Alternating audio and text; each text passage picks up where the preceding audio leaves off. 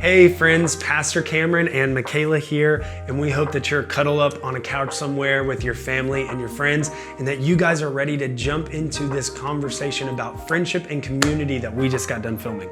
We just had 8 people in a room having a conversation. Some of these people have been friends for decades, but then other new friendships.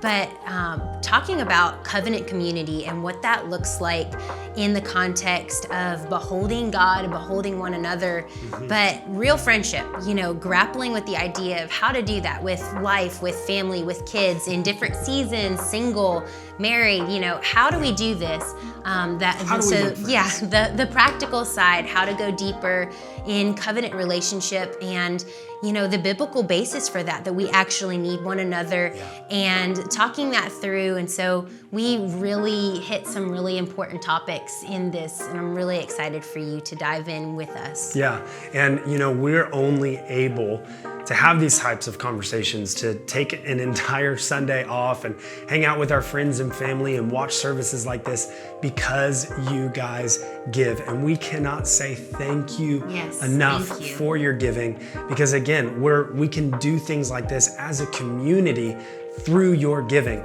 And so we just want to encourage you today to give, and you can do that through our website at mycl.church/give, or you can text to give as well, and all of that information will be right there at the bottom of your screen. But we are ready to get started with our conversation. Yes, let's dive into this conversation now. We are so excited.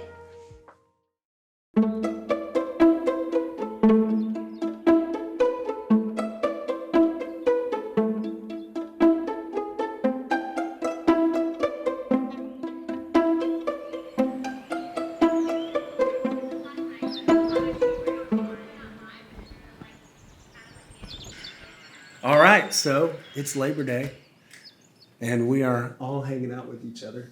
And I've been really thinking a lot recently about friendship and community and what that looks like within a larger church community. I was actually talking to somebody yesterday where we were talking about how there have been so many people that have been burned by the church. Like, church has become a place where it's not, you don't see a lot of deep friendship. You don't see a lot of deep community. But we're literally supposed to be like the example of what beautiful community, beautiful friendship, beautiful connection, oneness. You know, we have all these promises in the Bible. We have even Jesus praying in John 17, talking about that we would be one as the Father is one. And I just have this like vision for us as a whole community, as a whole church. But one of the things that I've kind of said lately is that we would be a community of unlikely friendships, that we would be a community of covenant friendship, not just coming in and being a church where we fellowship with the back of each other's heads, because that's really what happens a lot of times. Is like the best we know people is like, that's the guy that sits in front of me every week and he got his hair cut, you know, or whatever. And we have this invitation from God to be a community that's founded in oneness. And so I love that the whole church is just taking the day off today, right? We're not like, not that it's bad. Of course, we're all supposed to get together. We're all supposed to come together on Sunday mornings, but we're having this opportunity where we're having this day off. We're at home. Maybe we're with our friends. Maybe we're just with our family. But I just wanted us to, because some of us, we've got such a varied layer of friendship in this room. We've got like new friends. We've got friends that have been friends for a long time. Went to kindergarten with each other, even though he doesn't remember me. I found out yesterday. Doesn't remember me. Apparently it's our third grade. Yeah. Man. But we've got so many different levels of friendship in here. And so I just want to explore what that looks like for us, what that looks like in our community. What does, Acts 2 says, after everybody had gotten saved, like 3,000 people got saved, it says, day after day, they regularly assembled in the temple with united purpose, and in their homes, they broke bread. They partook of their food with gladness, simplicity, and generous hearts, constantly praising God and being in favor and goodwill with all people. And the Lord kept adding to their number daily those who were being saved. And so I've been kind of thinking about that, of like, what does that look like? What does it look like for us to cultivate relationships and friendships with one another as a community, and even with how complicated life is? Like we were all joking around about this filming, right? We can all sit around right now and talk about friendship and talk about stuff. It's like we don't have kids running around right now screaming like we normally do. Like what our normal times together looks like is kids freaking out and yelling and screaming, and somebody going downstairs or upstairs or wherever house we're in to go check on kids, and food and cleaning and stuff. Like this is really simple. This is really easy. But what does it look like to dive into friendship? What does it look like to be one and to really live in community with one another? Does anybody want to start? I mean, I think it's showing up in the mess, I would say like the times that have been the most life-giving for me throughout this last, especially couple years, is like people just showing up. Like when the house is dirty, when it's the dishes or whatever, like you said, we usually have food. Michaela's cleaned my house how many times? I love cleaning. But I think so many times, because I know for years it's I have to have my house needs to be clean before I invite someone over or company over, or to me that is the defining work of real friendship. Can you come over in my mess and be a part of that too? That's really good. Yeah. So that's been the most life-giving part of friendship to me, I feel like. It's so good. Yeah. Yeah, I love the fact that we all kind of are sitting in different seasons of life, and that's what most friendships look like. One thing that I know that we've experienced as we've chosen to dive into friendship and community with one another is we've got friends that don't have kids, recently married, don't have kids, friends that had kids right out the gate after getting They've had kids ever since I can remember. 4 kids, 2 kids, 3 kids, right? Yeah. At all kinds of different ages, And I think that that's one of the key things within friendship is choosing to show up no matter what it looks like. You know, I know there's a lot of people, I think there was a new study out right now that's showing that I think it's something like 76% of people feel lonely in America. Yeah. And like some of that, I believe, is because we're waiting for the right moment. You know, so how do we, what's something that we can do to break out of just waiting for the right moment or everything to be perfect or once our kids are older? I would say I think like our society is obsessed with like I just need one person. Yeah. Like I just need one best friend, and then like they give everything to me. Like even Sam, who I'm married to and I love, but like also there's certain things that he can't give me. Like I need girlfriends. I need friends that understand my come from. I need friends that make me laugh. I need work friends, and so just kind of recognizing that you can have many different types of friends, and that it's okay if it's like. I go to lunch, there's a person I go to lunch with monthly, and like we go to lunch monthly and like we're good with that. And like there are some friends that like you just have fun with and you laugh with, and it doesn't need to go any deeper because that's just what it is. It doesn't make it any less. It doesn't make it any less. Yeah. So I think just even like recognizing that, like that it doesn't have to be like every friend has to be deep, because I think that intimidates people. And I think it also intimidates people to go like, I just need one friend, but like different friends bring out different parts of you. So I've been embracing that. Yeah. That's super good. Yeah, I think there's a cultural undertow that pretty much you're tempted and you're forced to live your life on social media, and it kind of being a stand-in for actually being together. And I say it's an undertow because I think there's a sway there. There's a temptation there. I can post this, and then to that end, it's really easy to be really curated. It's really easy to be really That's trained. I think that's the biggest hindrance. Really cut and together, and people don't really get to see you. Come on. And that's actually a hindrance, because then that's now forcing you to live in a certain way that's ultimately not life-giving, and that's not real. And so I think like some of it is fighting against that cultural undertow. I think you just show up. And that's another thing, you know, as a society, we're so result oriented. And so typically what you run into is, I have to have meaningful friends, or when we get together, we have to do all this stuff so that it makes sense, or so that my time is now worth it, so that it's purposeful, so that we've joined together on some common ground or some sort of idea or paradigm that where we grow together. And I think the reality of community is not like that at all. Again, I think that is social influence having an impact on what should be a very organic thing. Just to reiterate, so can you just reiterate the question for me? Because I have two thoughts. Reiterate the question for me. I think the question was, like, what does it look like to not wait for things to look perfect before we start showing up for friendship and relationship? There's two values that I think we have to have.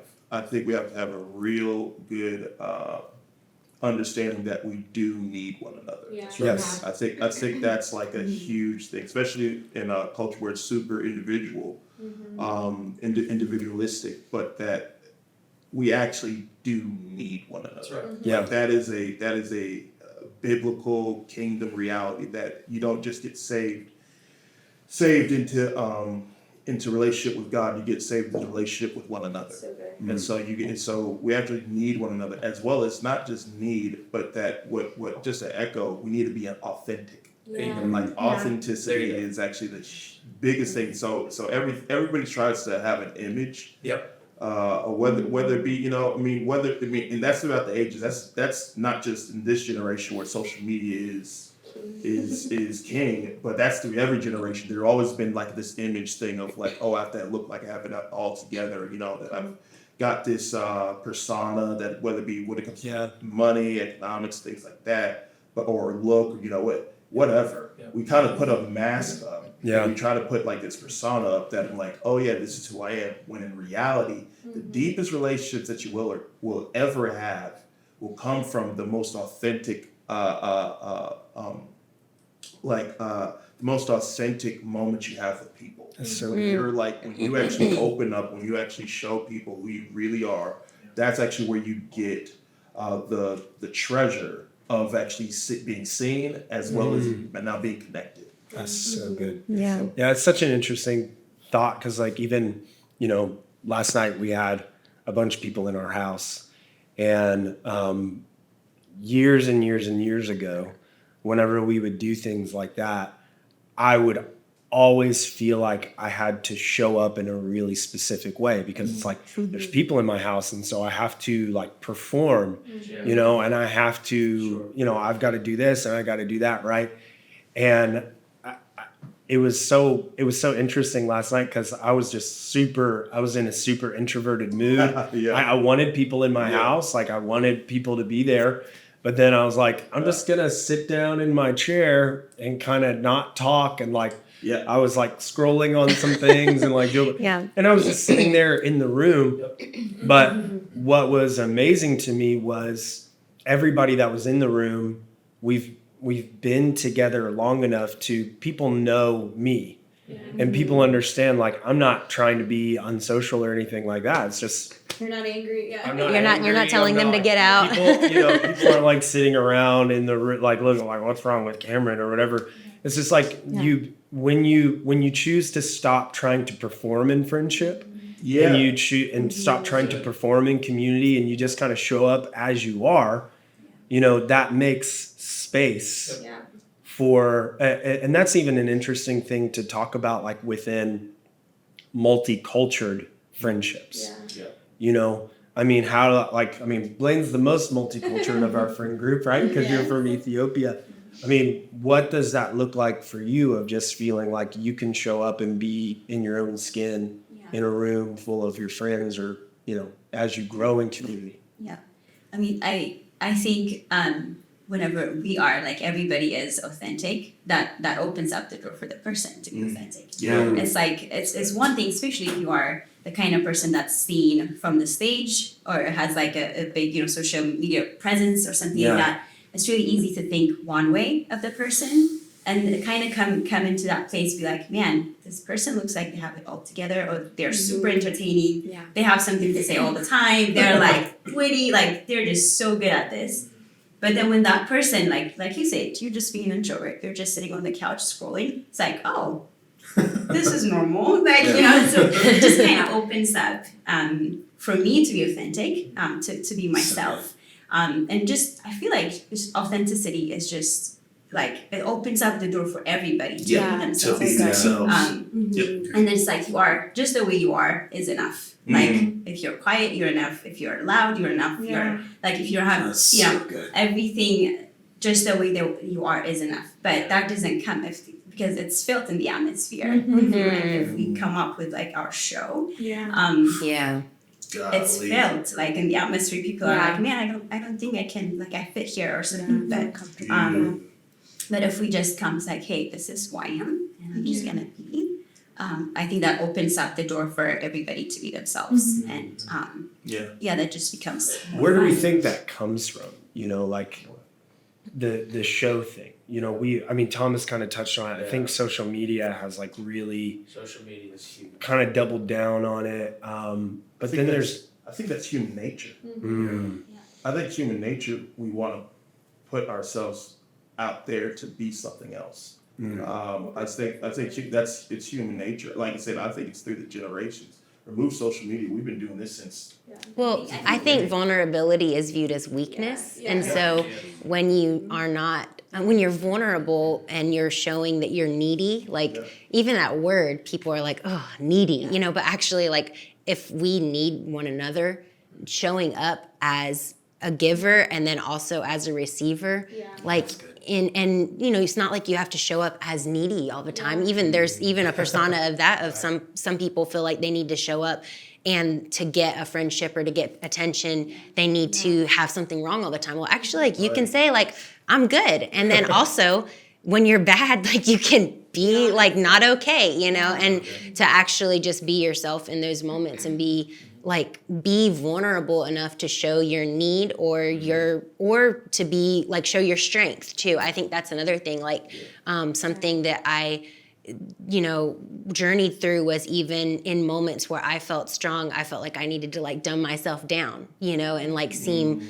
less, and so like being who you are, showing up as, if you're the loud one, be the loud one. Like you don't need to apologize, or the quiet one, or, or both, and not have to feel like you, need to like keep up something, like you can just be. And I think even in my friendships, it's been great to be like, today I feel like I can be dressed up and have my makeup on, and then the very next day I'm like totally down and out, but my friends, like, they're there for it. Like it's okay that I'm one way and I'm the other way, because that's who I am. And it's actually not exhausting when you are yourself all the time.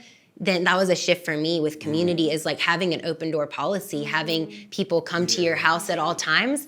I mean, this morning for my sitter to show up, and I was in my pajamas. Like, when I say in it was not cute pajamas. It was like the hair is like in the bun on the side, like totally a wreck, makeup streaming, and I was just like, hi, come in. Like, I hardly talked to her because we're friends too, and she knew, like, she wasn't like, what's wrong with Michaela? She didn't even bat an eyelash, because she's seen me like that plenty of times before, and so like to know that you can be yourself, it actually takes away the exhausting feeling of like, people think a lot of times like, how can I have people over in my house? How can I have community? How can I be around other people so much? Well, actually, like, if you stop trying to perform, you actually can, it's not exhausting. It's actually life-giving, and you can need people in your neediest moment, and they're there for you, or give in your strong moment. Yeah. Also with that, like, I know for me, and whether it's like childhood, I think, or culture, or even like lies I think we tell ourselves and believe about ourselves. Like, for me, I think I saw a major shift in the deepening of my relationships whenever I stopped feeling or making myself believe like, well, I'm a burden. I feel like that keeps so many of us from deep friendship, like with each other, because like going back to the needs of, like, I don't want to burden anyone, or like, well, like, it'd be nice to have help here, but I can do it myself, like, or, or whatever. Yeah. And the more that I, like, a few weeks, like months ago, I was getting ready, I needed to go out of town. And like, I just reached out to someone, honestly, I wasn't even that close, like as close with than I am with like some of y'all. And I was like, hey, could you come over and just hold my baby while I pack? Like, but like even, and I was literally all that day, I was like, I don't need someone to come over and hold my baby. Like, or like to feel like I have to like, have something for us to do or cook dinner. I was like, bring your dinner. Like, do you want to just come over and hang out with me? And I've started doing that like a lot. And I know like, I even got that from like some of y'all, but that has deepened like so much in relationships, because like you said, Sam, we're supposed to need each other, and we need to be needed, and also like need others, and so I feel like that's when I really am seeing like shifts in my friendship of just like inviting over, like, could I do it myself? Sure, but I'm gonna invite someone into this, like just come alongside me, whether it's hold my baby and let me like do dishes, and like you naturally talk, and like so our relationship got deeper just through that thing, and then it's like, okay, well now we do this stuff together, we do that. But I think that whole like, I feel like the enemy so keeps us like isolated by making us think like, well, we're a burden if we need someone, or we're a burden if we need something from someone, or inviting them into that, I wanted to say I was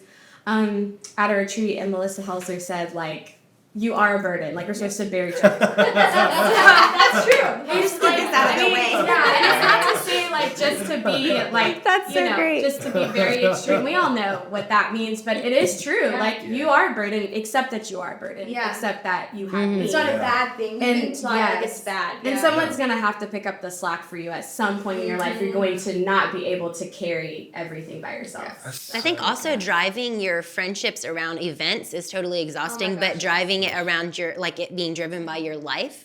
Go grocery shopping together. Like, just hang out, like, just do things just out of your natural rhythm, rather than it being like this event, Have to entertain, have food, have all this, It was such a novel concept for me, like when someone's like, I was like, oh, I can't hang out, I'm doing laundry. Well, let me come over and fold laundry with you. Like, what? It's not the laundry part. Like, you want, like, I don't want to fold my own laundry. You want to come over and sit with me in my laundry and talk? But that's such an excellent point, though. Like, I think sometimes we become so driven by the things that we do together that we forget to be together. Yeah. Like, we forget to just have these moments where it's like, hey man, y'all just want to come over and like eat dinner together or do this and I think sometimes because we've become so event driven in our friendships, we've become so event driven in our relationships with people, that we view friendship as a task instead of a need. Yeah. We view, and so a lot of takes times from we us, distance yeah. ourselves from friendship because we're like, oh, this is going to be another thing that takes away from me. This is going to be another thing that I've got to give towards, instead of it being, we can just do life together. We can be friends together and we can experience things together. Of course, like we'll make plans and we'll go to whatever aquarium or we'll go to the park or whatever.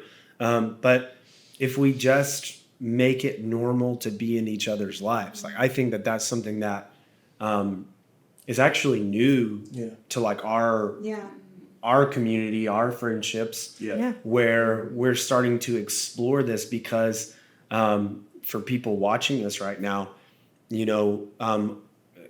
not just people who work in ministry, but people who are in the church.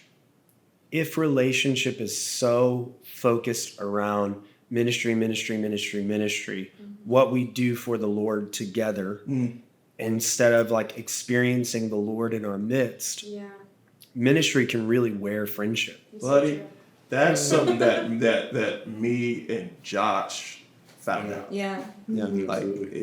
Like we found out that we can do ministry together. We could do the mission well. We can, even because we have history together, because we know each other and whatnot. But we didn't know how much ministry erodes friendship. If it's just completely work based, that we didn't know. But, What I hear from you. I think that whenever you get in the spot where it's all about, like it stops being about you and it starts being about just the mission. Like what we're doing for the Lord together. And then it turns into this piece where like it becomes, we just start like, I feel like with us, like we start evaluating each other. But You know what I mean? sizing each other up. Yeah, sizing each other up. Well, why aren't you doing this, man? Because like this is hurting the mission, Well, and then you're I'm not doing this, though. and that's hurting the mission. You know what I mean? It's like, man, we got to see revival in this generation, or like whatever it is. And it's this piece where it's like that became the centerpiece instead of each other Not each becoming other. the centerpiece. And I know that like me, you, Cam, and Thomas went to Denver recently and got to hang out with Corey. Russell there, and kind of on the way there, we had called Jacob, right? And Jacob, we were praying with Jacob, and Jacob was like, "Hey, man, God has like this unexpected surprise for you guys there." And we got there, we were like expecting like to run Crazy encounter. this crazy encounter with like Louis or something like that. And Angels of gonna God break the sky and say, "Hey, you're the four. You're the one. I was praying about you. I was praying about you." Because we've had those moments before. Yeah, we have. We've had some crazy encounters with the Lord. Wild encounters with the Lord. Yeah. But we were sitting in a meeting with Corey, and Corey pulled in Brian Kim, Brian Kim, in Denver. and who's the pastor of the house in Denver, and I think we were all just sitting there in awe, like we were in awe of their friendship. We were in awe of how. They made fun of each other. And I was like, and then they started talking about the Lord. And how like spiritual and not spiritual was at the same time. You know what I mean? Like, That's like awesome. they were thrashing each other and then going deep with each other. And it was just like, and like we all felt like Deep honor. Yeah, there was deep honor with Yeah. each other. Really deep relationship. You know. And I even looked at Corey and I said, "Hey man, I just want to ask you a really pointed question." I was like why did you why did you come here? You know what I mean? Yeah. And Corey looked at us and he was like, "It's because of this. It's like I wanted to run with somebody who I have deep history with in the Lord." And so we all walked away just realizing like the value, I think, of what us four have and what we're all kind of forming and what we know that we want to see the church at large. And just like the value of friendship, the value of brotherhood, the value of sisterhood. And that's actually the vehicle for revival. Well, and that's such a keen point because I think so many people we're talking about church people, right? We're talking about in our community having deep friendships and stuff. And I think sometimes we relegate holy to what we're doing on Sunday morning instead of just like, before we press record on this conversation, we're like making fun of each other and laughing and we're just having fun and we're being silly and it's normal. It's not hyper spiritual all the time. Like we go deep. Yeah. Oh yeah. Like we go deep. Yeah. Like, And we it's also serve super together. normal. Yeah. We serve together, That's holy, we pray but so together. is laughing. Like laughing Yeah. together is holy. Yeah. Yeah. Like, Eating talking, together. Yes, breaking Food is bread holy. together. That is so holy. Yeah. Love it. I think that as well as to bring that other side of this is not a utopian kind of like, oh my goodness, look, we have all this perfect friendship. No, we got committed to tension. Yes. We got committed to Lean having into it. Yeah. having disagreement. Conflict is holy. Yes. Conflict. Here's the thing. Literally exercising that love covers a multitude of sin. Yeah. When I remember when I got saved, I immediately started going to the school of ministry at the church, and I became friends with you, with everybody, really. But I was really raw. I was so raw, so sarcastic, like just really like, hey, why do you look like that? Just flaming folks, and immediately I would. You and I are very bad for making fun of people. Especially bad. Yeah, we were terrible. We just fed off each other's just energy. Toxic sarcasm. Yeah, toxic. And but every single like I would definitely do this with Josh, and I'd be just being really just terrible. And then at the end of the day, just mean. And then at the end of the day, I'd be like, hey man, the Lord convicted me. I'm so sorry. And then the exact next day, I'd start doing it all over. And then would call him back, hey man, I'm so sorry. It's just really natural for me. And it was just like, man, there was so much Tension. just tension. You could have walked away. You could have said, this joke is not it, But you remain, and I think I think there we got to recognize the boundaries. Yeah. Well, I think the reason why, just looking back over French, honestly, specifically us four had super deep history with each other. Yeah. Kindergarten, young age. Yeah. Kindergarten. Yeah. I'm We went to school together. Yeah. This is a very We lived together. He was. We Yeah. We kind of live together. But like the thing though, I think that anchored our friendship, that allowed us to weather storms, weather conflict, weather super vulnerable moments, tension, was the fact that like our friendship was not based around hobbies. Our friendship was not based around like mutual things that we liked or whatever. Our friendship was based around the presence of God. Yes. It really was. You would come over and like we would pray. We would worship together. Like worship. we had some wild prophetic moments in in my house. And that's like that was the glue. It's like the presence of God, I feel like for so many of us has like been the glue, been the thing that's really bonded us together. And that's created that covenant friendship piece that we always talk about. That we know, like I am 100% sure that till the day that I die, that I'm going to be connected with everybody in this room. Well, I think that's the interesting thing that, maybe I don't know, maybe there's people in the church who see friendships like this and they're like, what, like Sam said, it's just these, they probably connect over so many different things. It's like, I don't think there's a single person in this room that has a lot of similarities. Like we're all so deeply Very different. And like he plays tennis and I rock climb and He, I don't I mean, I'm in the and sport, he but- and he. They fishes, refuse to go and- camping with us. Yeah, we don't. We're outdoorsy. We're outdoorsy, and they are not outdoorsy at all. And, like, you know, Blaine will go with and, me one day. And I think it's just like so. I think it's so interesting that our commonality really is the Lord. Well, I think it's like marriage where you choose, choose one another.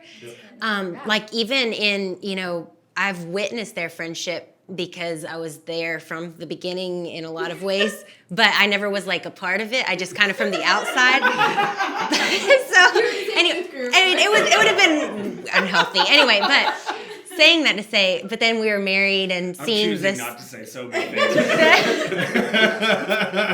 I was homeschooled church, so no, I'm just gonna leave it there. We homeschool Benji, but the friendships that I saw, there's so many opportunities that I saw from all sides of people deciding to choose one another once again and once again and once again, and like in several different instances, and like I said, like in every relationship, seeing people have the opportunity to completely have reason to walk away, to like cancel that friendship, to be like, this is enough, like I don't, and so the thing is like we're so imperfect. We're not completely transformed into the image of Christ. And so like the closer we get to one another, like people crave intimate friendship, but then as soon as they run into like seeing the person close enough to where they start seeing them like family and they see the flaws, and then they're like, oh, like the way they raised their kids or when they said this, or when they, the way that they believe about this, or like, well, the political, I didn't know that they thought about that, politically, or saying if they have to pencil you in, they're not your friend, or like just like all these or it's like, a bad a difficult season where it's like they seem like they've forgotten about me, like they've never called me, it's been months, but they're going through. Our calendars together. No, but like it is, so I would have to say like friendship, first of all, it's like it's choosing, and it's choosing again and again for life. Like it's like I'm committed to this, and then it's so tenacious. Like you have to tenaciously, like to create covenant relationship with one another, you have to tenaciously pursue it, and it's a consistent, it's not just one time, it's again and again and again. Even if you recognize like this is somebody I really connect with, God's telling me to connect with this person, that decision will be brought up in your face so many times, and you will be faced with, am I actually going to listen to God when he said I'm supposed to pursue this person? So like even in our body, like friendship is great, but like in the community, covenant love community, like who is God showing you and highlighting to you? And then like you may find there may be this excitement, this honeymoon phase of like, oh, I reached out and they actually do have some things in common, but there will, like I promise you, there will be a point when you're questioning whether or not you actually should have ever pursued that friendship. It may be the first date, it may be 20 months down the road, you'll be faced with that and you'll have to choose again. And I think that's actually where like the rubber meets the road. And that's why like this is even existing right now, Well, like not going out. So no, I was gonna say like it's kind of like a walk with the Lord, right? Like we say yes to him, and like he's the Lord, like he leads us, right? Like even he leads our friendships. So we surrender everything. It's like, man, this is not, I mean, I love everybody in this house, but it's not comfortable for me. Like it hasn't been, a comfortable walk. It hasn't been easy. Like it's not those, you meet like click and just. It hasn't been like the ones that I had in the past, or it doesn't look like my past, or it doesn't look like what I expect it to look like. But we say yes, Jesus, and friendship is part of it. Yes. We want kingdom, like we want our lives to be kingdom. We are kingdom people. So there are friendships that the Lord's gonna bring our way. It's not comfortable. It's not easy, but it's a yes. And it's gonna be hard. It's gonna be hard. It's not gonna be like, oh man, that like I laughed so much all this time. Or like, oh man, I feel like it's easy, or I can do it again. Like it's not that. It's gonna be like yes. Like it's gonna be those like steps that we're gonna take. we just have to, we surrender, and we're gonna see the fruit in years. Investment, and then investment, it's something that we're gonna see in our children, and it's gonna be something that we see like in the body of Christ that we're involved in, and the thing that God is doing and on the earth right now. Like he's gonna, like he has these like pockets of, like church, but also like pockets of people for a reason. Like there's connections for a reason. And we have to say yes, because it's uncomfortable. Because he's the Lord, and we say yes, and he's good, and he knows everything. And as we choose, we are being transformed. Like our hearts being transformed. Yes. He's bringing us out of fear, out of insecurities. He's changing us into his image through us, like through So that's kind of like my encouragement. This is not easy. Like, we talk about this, like, there are some new friendships, and we're not saying this because we have it figured out. I'm a super newbie in this group, even though I've been here for years, but it's okay. It's like, but I say yes. I say yes to the friction. I say yes for the uncomfortableness. Because it's good. Yes. And we keep on, like you said it so good. We keep on saying yes. Like one of the things that's hardest, I think, particularly about like this younger generation right now, is we're so trained to think toward ease. Path We're of least so resistance. trained to think It must be towards, God that's easy. if it doesn't feel natural, if it doesn't feel, if I don't feel passionate about this friendship anymore, if I don't feel engaged in this friendship, or if I'm starting to feel distance in this friendship, and the only reason why I have deep friendships is because I said no to the desire to say no and yes to, like we said earlier, I kind of want to circle back around to it because I just think it's so important. Like, conflict is holy. I was talking to somebody the other day who was like,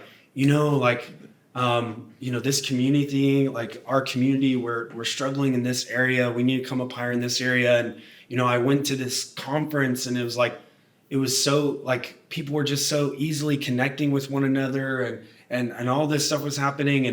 And the thing that I came back to with this person is like, they don't know each other. Like, the more you know somebody, the more opportunity, like I think every married person knows this. Like every married person knows, or everybody with a child, right? You get your newborn baby, and you're like so pumped, and you're like, "Woo, I love you!" And then they start growing up, and they start having personality, and some of that personality is great. Yes. And some of that personality is not what you would have handpicked for them. Like, It's wrong. I love my son. It's raw. I love my son. And there's parts of his personality that I'm just like, man, we really don't mesh in this area, do we? Like, and it's everything. Like, but we think about our kids, or we think about our spouses as we don't have a choice. So we don't think of friendships like we don't have a choice. We always think that it's, like we totally have a choice to walk away from this. We've been given total permission to, as soon as it's not convenient anymore, to walk away because it's toxic, or walk away because it doesn't serve us anymore. But we have to get beyond realizing friendship is not just about when it's serving us. Like, it's actually the root. It's actually, it is serving us. Even in the negative parts, it serves us because it's changing us. Yes, it's forming something in us. It's transforming us, because the only way we can reflect God and have that image reflected back to us, like a mirror, we're seeing, so we're being transformed into his image, but we have to be transformed by being around other people that are showing us what we look like.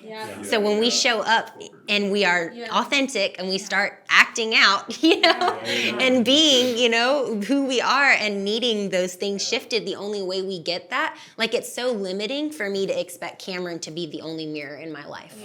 Like, pressure too. And it's like, I'm walking into friendships now where like April is a mirror to me now, and Destiny is a mirror to me now. Blaine holding's a mirror to me now. There's several people that I'm getting close enough to, and it's taken, and we've been here for a few years, and it's taken several years of like active relationship to even active, like when I say active, like intentional, to even get to the point where I feel like that people are even comfortable to call me out, because it takes time. Like it takes so much time to be like, actually, I really do like think you need to change this, you know? Well, something that's interesting, I think, too, and like y'all kind of hit on it earlier, but I think a lot of times too, we think like, oh, I developed a friendship with this person because I connected with them, right? You had something in common, whatever, like we are saying.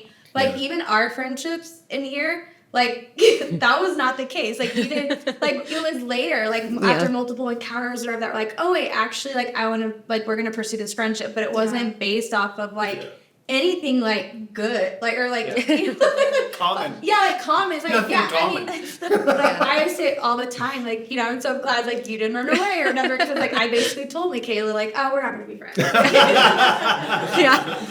Over a decade ago. Like, April and I, I'm sure, like we never would have naturally been friends. Sam wanted April to be friends because y'all should like y'all have so much in common. Y'all should get together. And we were like, no. Like if we're gonna be friends, it's gonna happen naturally. But I say that to say because I think so many people think like, oh, this must be a relationship to pursue because of It's this. gonna be so easy. Yeah, but There's it's so not many like what you common said. things. Exactly, and so it's that choosing, and again, looking at it like covenant, like family. Like I'm gonna.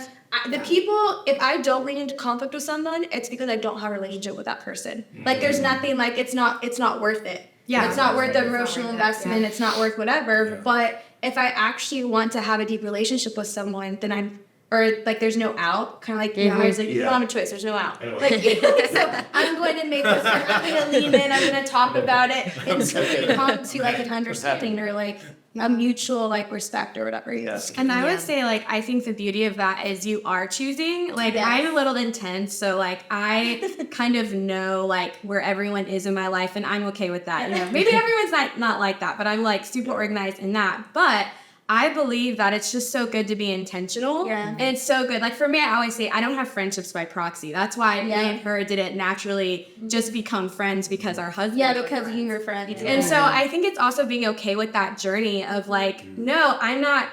I do want to jump into this, but I'm going to go at my pace. I'm not going to just jump in because Sam is friends with them. I'm going to go, okay, I commit to this, but I'm going to pace myself. I'm going to ask myself, why are these people in my life? Lord, what do you have for me to give? I think that's really good because there is a choice. There is an intentional choice, and also that yes means saying no to something else.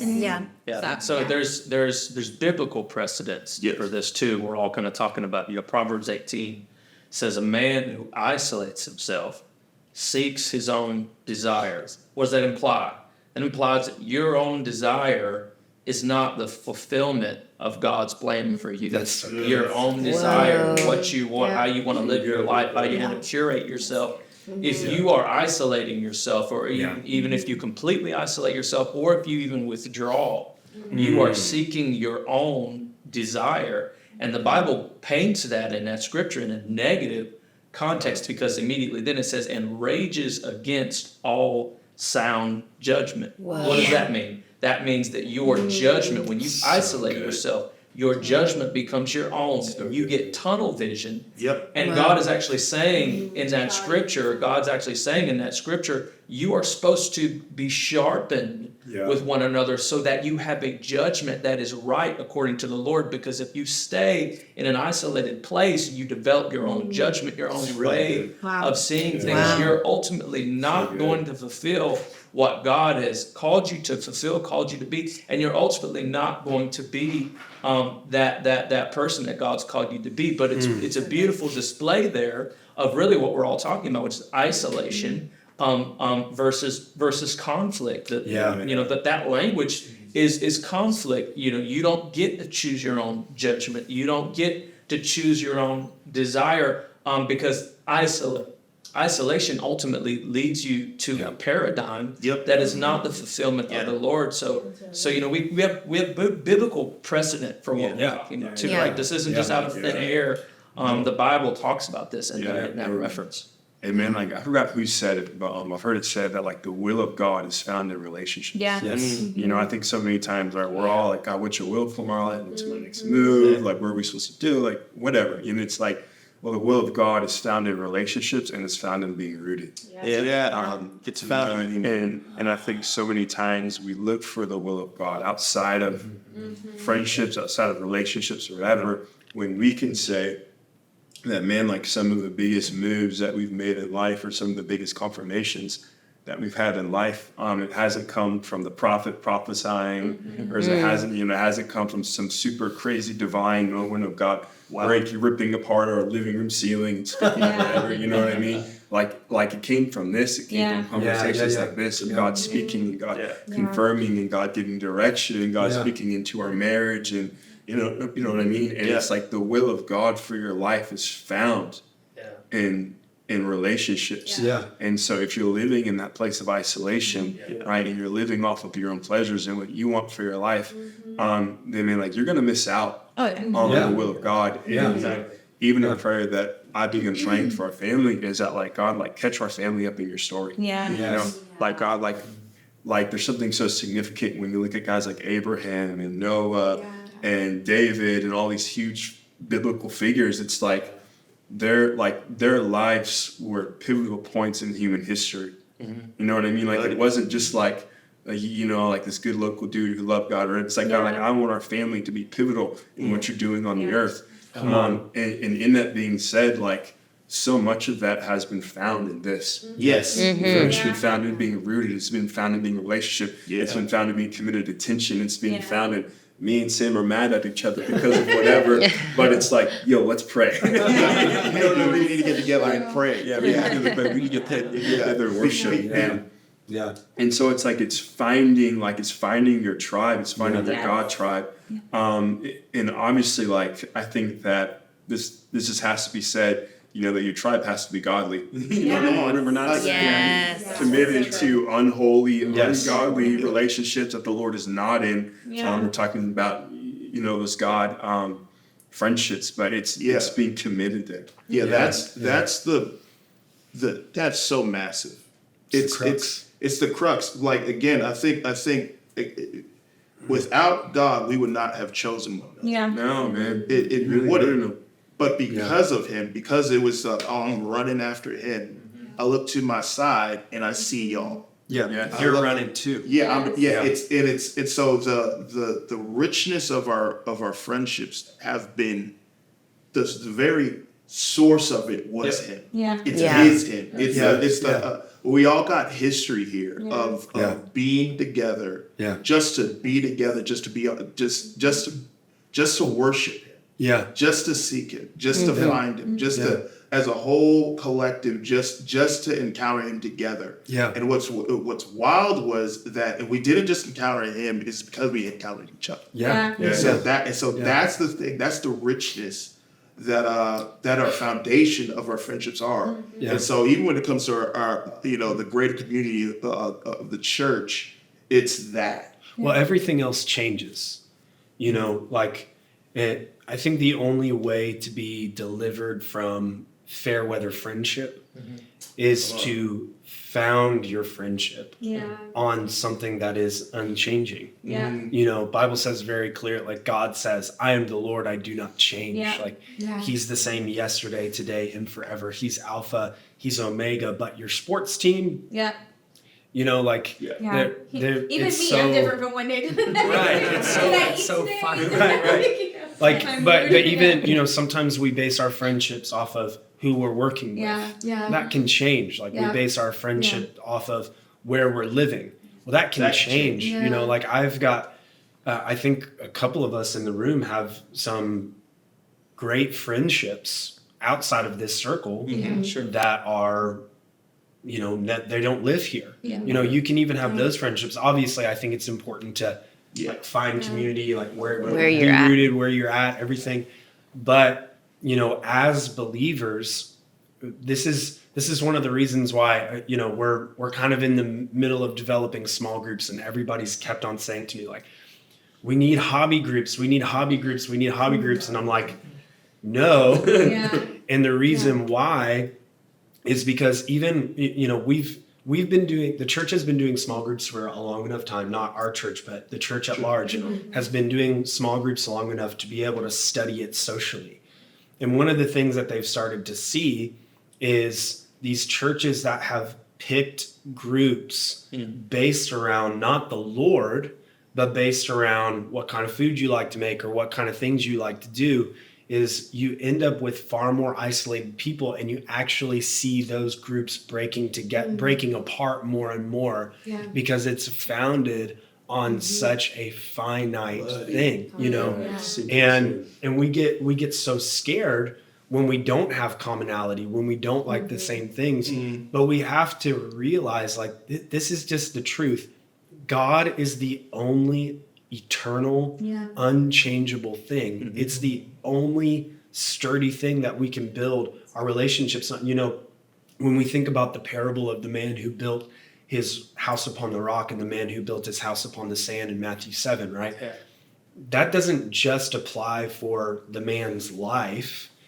I mean, it's everything in his life. It's when you can build your friendship on sand or on a rock. You can build your family on sand or on the rock. You can build your marriage on sand or on the rock. And when we build friendships on the rock of the Word of God, when we build friendships on pursuing the presence of God together, when we develop friendships, like, there's going to be all kinds of things that change, but that's going to be our anchor. You know, our that's anchor, it's eternal. And that's honestly, like, I look at, we're, you know, at least definitely the four of us, me and Sam and Josh and Thomas, there is such a rarity in our friendships because we have been friends through, we've weathered me living in another country. We've weathered, you know, going to Bible school. We've weathered kind of, you know, when a church is big enough, you work in the same place, but you work in different places, you know. We've weathered our lives not intersecting. We've weathered half kids. of everyone being single, married. You know, we've weathered seasons of life being different. You know, we've weathered people being single at different times and then being married at different times. Like, our friendship is tried and true because we haven't based it off of, do we have kids that are the same age? Do we like the same things? Do we? Are we all married? No. Are we all married? No, we're not. There's so much difference, but there's one thing that's the same, and it's Him. Well, it's interesting you use that parable too, because what does it say? Same story.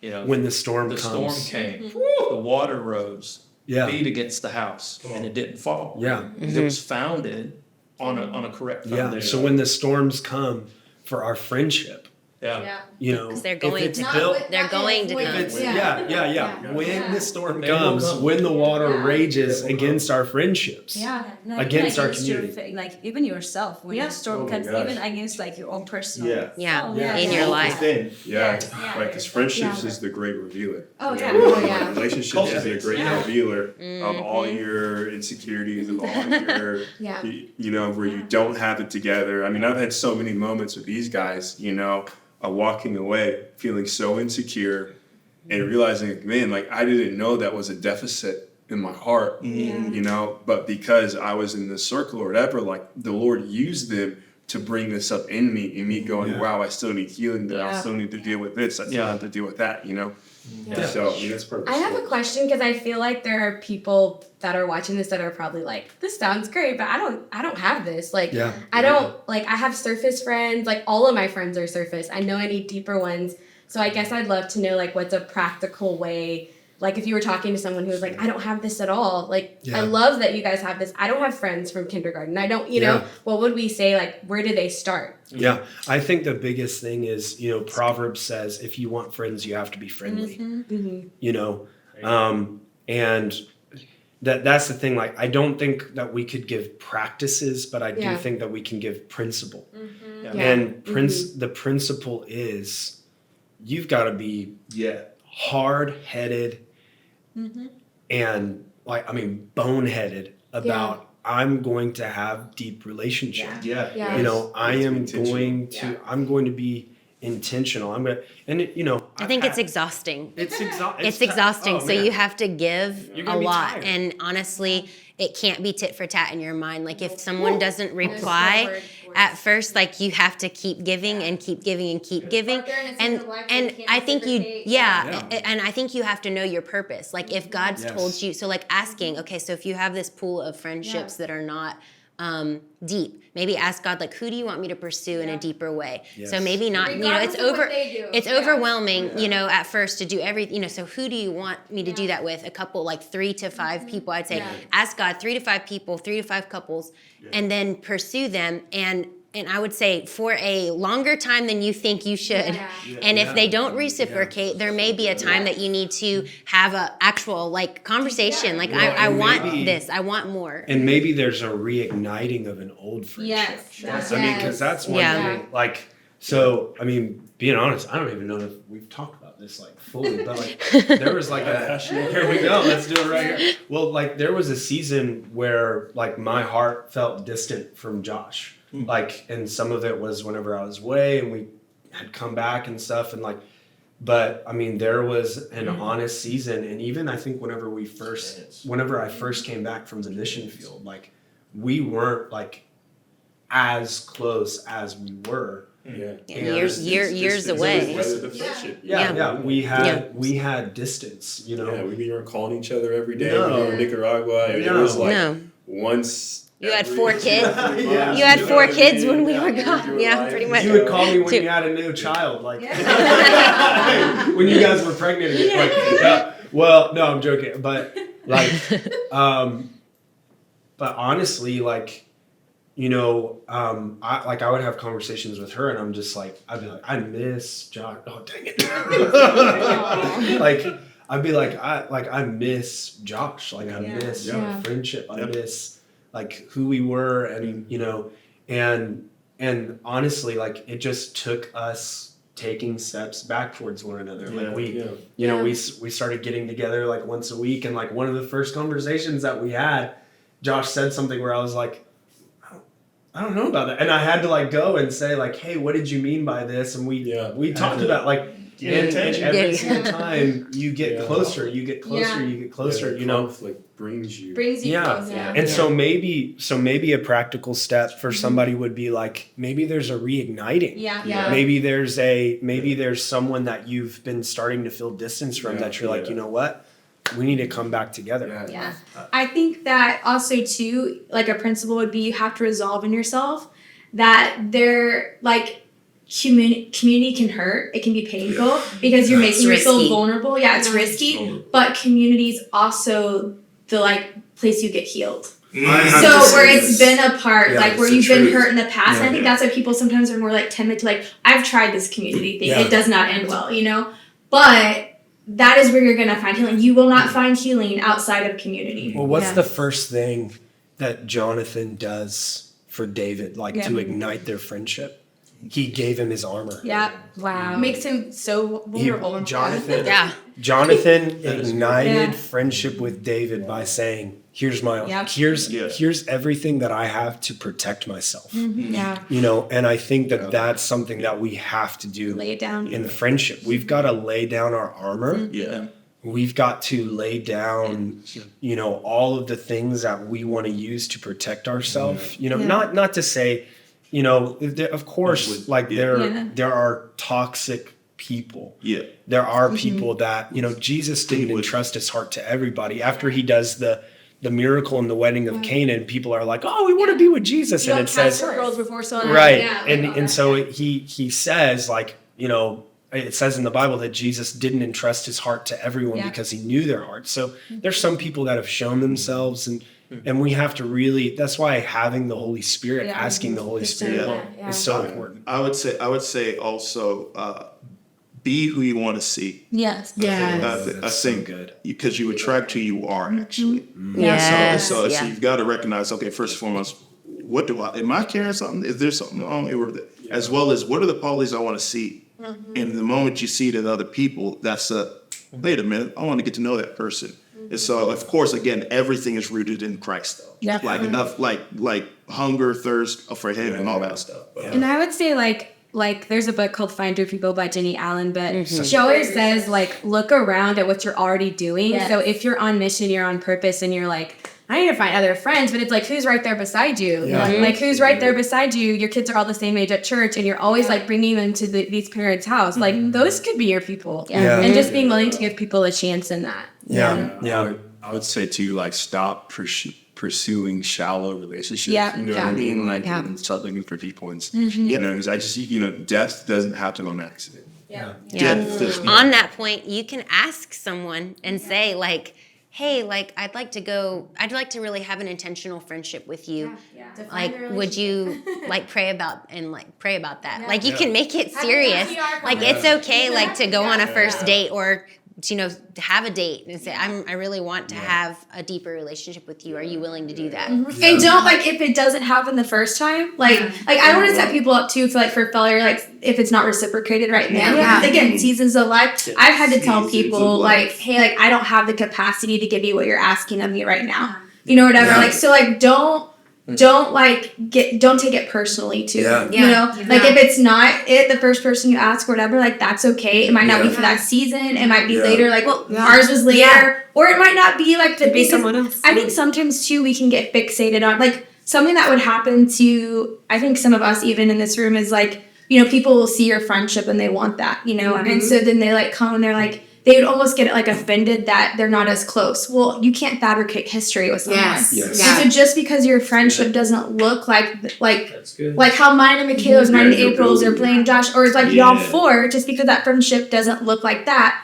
One, doesn't mean it's any less important, but also two, it's that history that you can't fabricate. And so I would say like just like really don't take things personally, you know. And keep yourself open, like keep your heart, like something I always pray, especially if I got hurt, you know, was like, God, keep my heart tender. Like, don't let this opportunity or this perceived rejection or anything like that make my heart callous or make me shrink back from community or anything like that. You know, I think just practically you have to be willing to keep your heart tender, to keep seeking to not take things personally, you know, like all that stuff. I think also for those, because I was that person, for those who, whenever they hear the term community, their heart is like, oh, like I want it, but I don't know how, or I want it. It kind of feels like a ambiguous. And it's like it's a burden. Maybe there's some, you know, things that need to be, you know, dealt with the heart and stuff.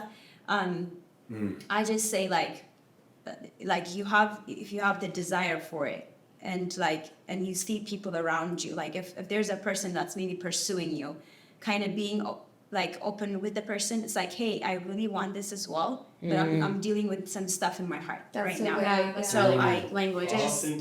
So just process with me, or just, you know, be patient with me, or like go with me. Keep pursuing me. Like, please keep pursuing. I want this as much. Like, trust me, I do. There's just some stuff that I'm watching, like, you know, I'm going through. So good. That's part of laying down your armor. Like you're describing that, you know. So I think it's, you know, it's not a condemnation thing. When you hear community, it's like, you don't have it, so you're, you know, bad or anything. It's not. The Lord knows where you are. He knows He knows what the place of your heart. He does. He knows your past, everything. He knows the hurts that came from community in the past. So he's not like, all right, get on with it. Like, he's like, He knows the pace. yes, I'm with you in this, and it's not, you don't do this by yourself. With everything, like I am here with you in this process. As you are walking with me, take small steps, step by step, and you know, I will lead you into this. So it's not a burdensome thing, you know. It's supposed to be life-giving. And He will make it that way. Just walk with Him and just take small steps. And, it's cultivating. It's like the seed, and then the stalk, the roots and the stalk. So much is under the surface, and then it's coming up, you know. But it's a whole season. It's process. It's years, you know. So not feeling so overwhelmed. I love what you're saying is like you can take your time, and you can't fabricate it. You can't make it happen faster than it's happening. But like going slow and pacing yourself, you know, giving yourself permission to figure it out. You know. Man, I want to pray for everybody that's watching right now, and just believe for a release of this over people. So Father, we lift up our whole community to you today. Father, our entire church here, Covenant Love. Father, we feel you drawing us into this place of community. We feel you calling us into this place of deep friendship with one another. God, we see the need. We see the brokenness of the world. And we see that you're even calling us to be a response to that brokenness through friendship. Yeah. And so, Father, we pray for every single last one of us in covenant love. Yes. God, would you grip our hearts with a desire for community? Would you grip our hearts with a desire for friendship? And would you bind us together in love? Yes, God. God, would you reach out even right now and touch the hearts of the brokenhearted? Yes. Father, there's so many people who have been brokenhearted and been burnt by community, been burnt by friendships, been betrayed. They've experienced so many different things. Father, would you heal them? Would you bind up their hearts right now? God, would you just cover them with the balm of Gilead? Would you send your word and heal their broken hearts right now and fill them up with a new hope and a new desire for friendship and closeness with those around them?